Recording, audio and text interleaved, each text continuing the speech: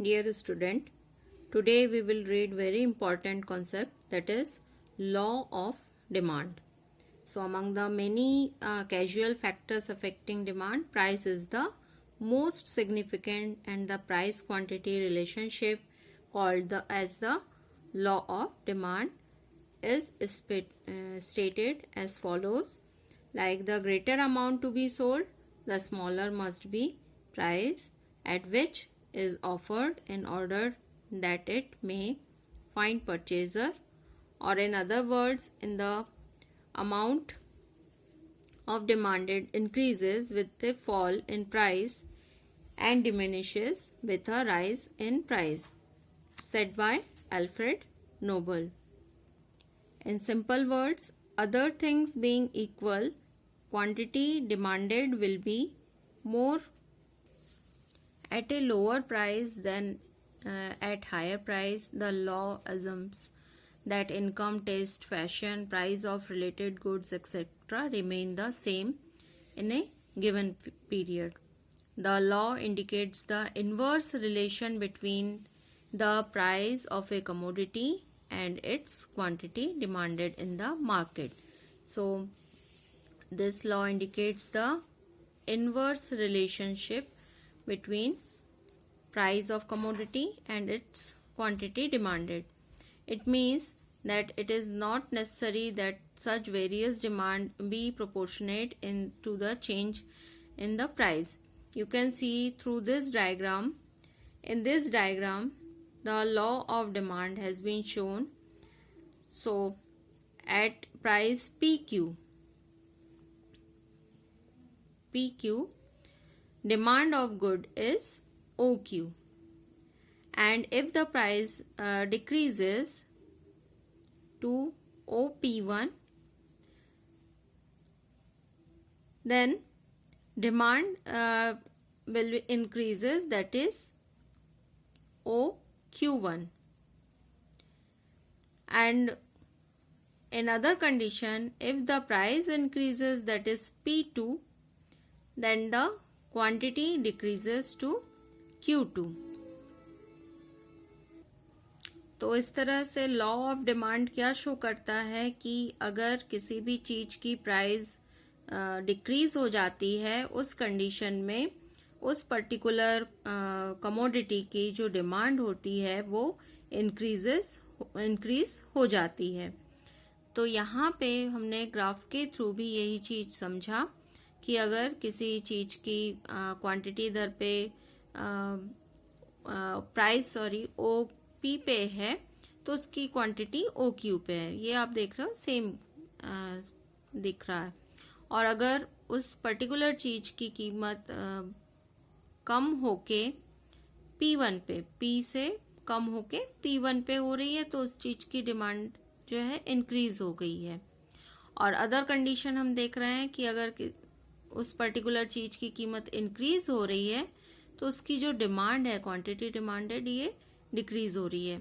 इस तरीके से हमें ये एक स्लोप मिल रहा है डी. तो डी कर्व जो है ये इस तरफ स्लोप डाउन होता है. यहाँ पे कुछ assumption है. We will read the assumptions of law of demand. First one is income of consumer should remain constant. There should be no change in nature and preference of the consumer. There should be no change in the price of other related goods. There should be no substitute detected for the commodity. There should not possibility of further change in the price of goods in the future. The commodity be used should not confer distinction to the consumer in the society. तो ये income change नहीं होनी चाहिए, उस particular person के nature या preference में change नहीं होना चाहिए, अदर रिलेटेड गुड्स के प्राइस में भी चेंज नहीं होना चाहिए, कोई नया सब्सटीट्यूट गुड भी डिटेक्ट उस पर्टिकुलर टाइम में नहीं होना चाहिए, और आगे जो फ्यूचर में प्राइस चेंज उस पर्टिकुलर कमोडिटी की नहीं होनी चाहिए, and commodity to be used should not confer distinction to consumer in the society. So Now we will read the explanation of law of demand, or why does demand curve slope downs. We had seen here that demand curves slope down to the rightward. Why? So this one is the important question. We will read it now. The law of demand tells us about the inverse relationship between price and demand. That is, along with decrease in price of demand of a commodity increase, and along with increase in price, demand of a good decreases. तो हम लोगों ने पहले ही पढ़ा है law of demand में कि इनमें डिमांड और प्राइस में इन्वर्स रिलेशनशिप होता है. इन्वर्स मीन्स ऑपोजिट रिलेशनशिप होता है. अगर किसी चीज की प्राइस कम होती है, डिक्रीज होती है, तो demand of commodity increases, and if the price increases, the demand of the commodity decreases. So reasons. First one is law of diminishing utility. We had read in the earlier chapter about this law. So this law of demand is based on the law of diminishing utility. According to this law, as consumption increases, the marginal utility derived from each additional units decline. Therefore, the consumer will demand increased quantity of commodity only in case of decrease in its price. तो हम लोगों ने law of diminishing utility में पढ़ा था कि each additional units के साथ उस पर्टिकुलर कमोडिटी की यूटिलिटी जो है वो डिक्रीज होती जाती है. तो इस तरीके से जो भी कमोडिटी की डिमांड बढ़ेगी, इंक्रीज कब होगी, जबकि उसकी प्राइस जो है वो डिक्रीज हो जाए. तो यहाँ पे क्या दिया, so if consumer obtain lesser unit of commodity then the marginal utility of that commodity will be higher for him and he will ready to pay higher price for that commodity. In this way law of diminishing utility explain the law of demand, that demand of commodity is more in case of decrease in its price and declines in case of increase in price. Next one is substitution effect. You have to understand this. Let's read it.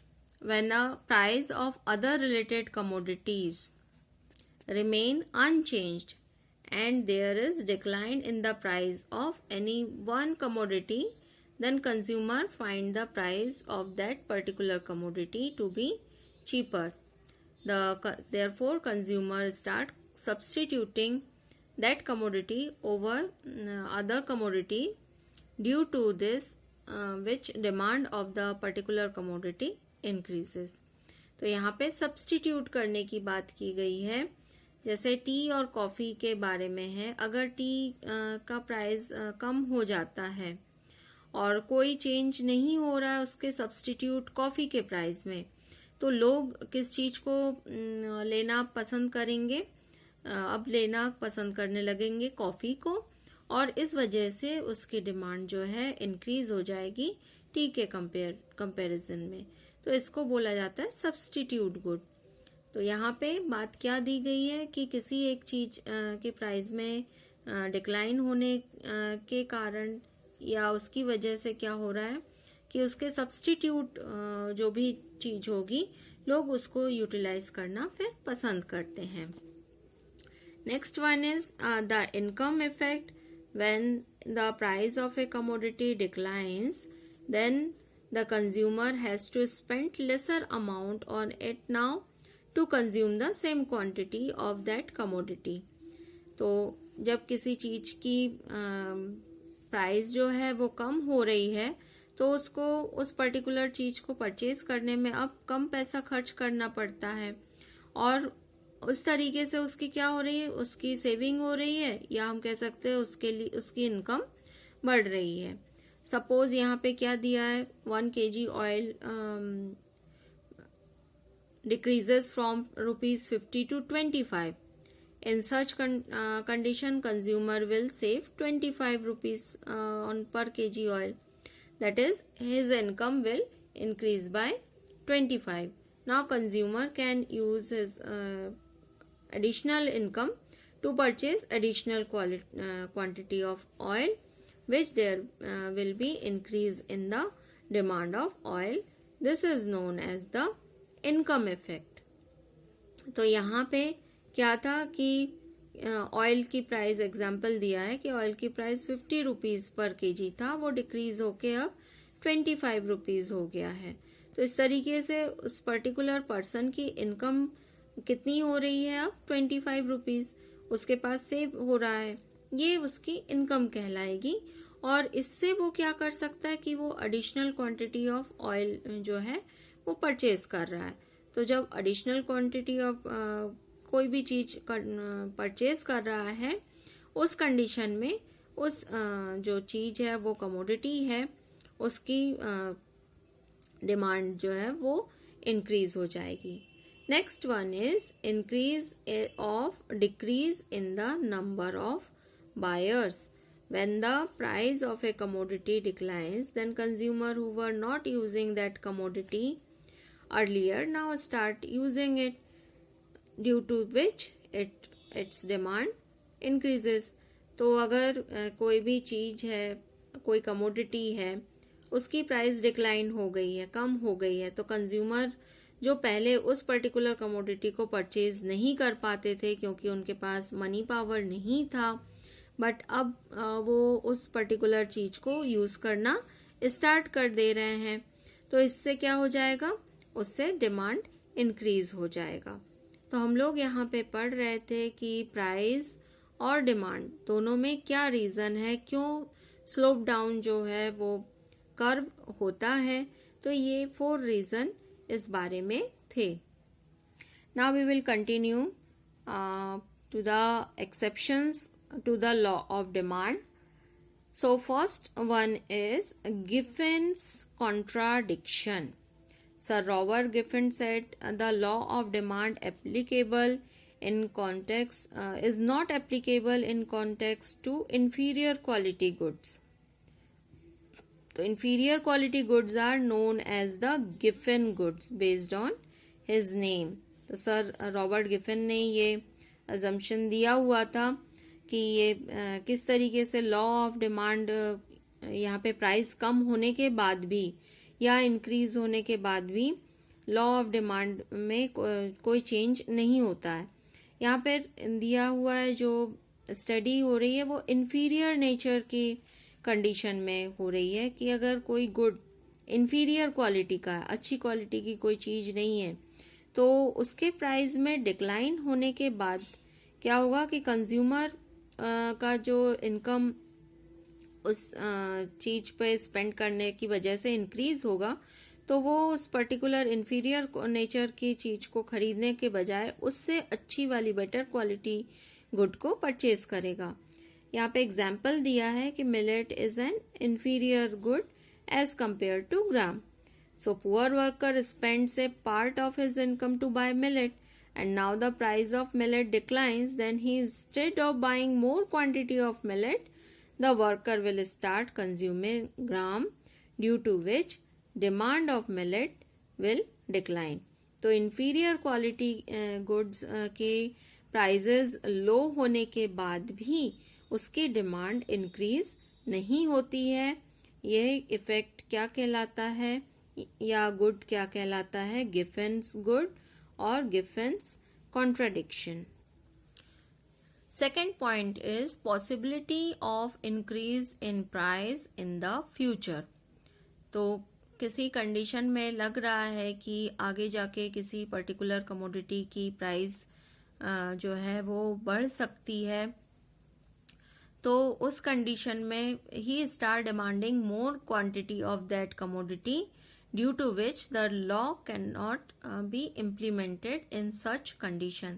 तो हम लोगों ने law में पढ़ा था कि किसी भी पर्टिकुलर चीज की प्राइस इंक्रीज होगी तो उसकी डिमांड डिक्रीज होनी चाहिए। लेकिन अगर फ्यूचर में लग रहा है कि किसी भी चीज की कीमत, उस पर्टिकुलर चीज की कीमत आगे जाके बढ़ सकती है, तो लोग बढ़े हुए दाम में, अभी जो प्राइस चल रहा है उससे भी बढ़े हुए दाम में वो चीज परचेज करना पसंद कर लेते हैं, और इस तरीके से ये जो लॉ ऑफ डिमांड है वो इम्प्लीमेंटेड नहीं होता।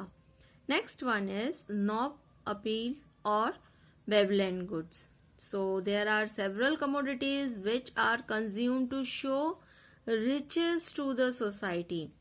तो कुछ चीजें ऐसी हैं जो लोगों को सोसाइटी में कि वो रिच हैं, ऐसे चीज जो होती हैं कंज्यूम करने के लिए, तो वो कहलाती है स्नॉब अपील और वेबलन गुड्स. तो अगर ऐसी चीजों की डिमांड, ये प्राइस अगर लो होता है, ऐसी चीजों की प्राइस लो होने पर क्या होगा कि जो नॉर्मल पीपल है, कॉमन पीपल है, वो भी उस चीज को यूज करना या अफोर्ड कर लेते हैं उसको परचेज करना. तो जो हमारे प्रॉस्परस लोग हैं तो वो सोचते हैं कि अब जब कॉमन पीपल भी इन चीजों को यूज कर ले रहा है, क्योंकि इसकी प्राइस जो है कम हो गई है, तो इस को शो करना अब उनके लिए पॉसिबल नहीं होगा. क्योंकि रिच और कॉमन पीपल के बीच में कोई भी डिफरेंस नहीं होगा. तो यहाँ पे प्राइस डिक्लाइन होने की वजह से भी क्या हो जा रहा है कि डिमांड भी डिक्लाइन हो जा रही है. So their demand declines in place of increasing. The reason for this, that due to decline in the price of such commodities, now these commodities do not signify prosperity because even a common man can afford it. Next point is due to ignorance. तो कई लोग क्या है कि कोई भी चीज खरीदने नहीं जाते हैं, वो समझते हैं कि ये इंफीरियर क्वालिटी का है. क्यों है? क्योंकि उसकी प्राइस लो है.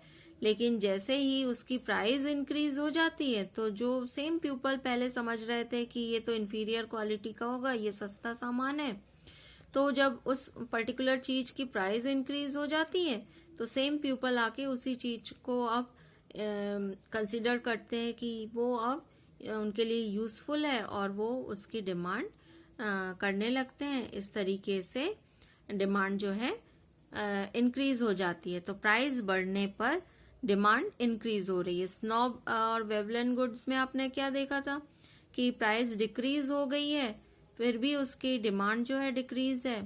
Possibility of increase in price in the future, कि आगे बढ़ जाएगी किसी पर्टिकुलर चीज की कीमत, तो लोग आज की डेट में जो भी बढ़ा हुआ प्राइस है उसमें ही पर्टिकुलर चीज को परचेज करना पसंद करते हैं.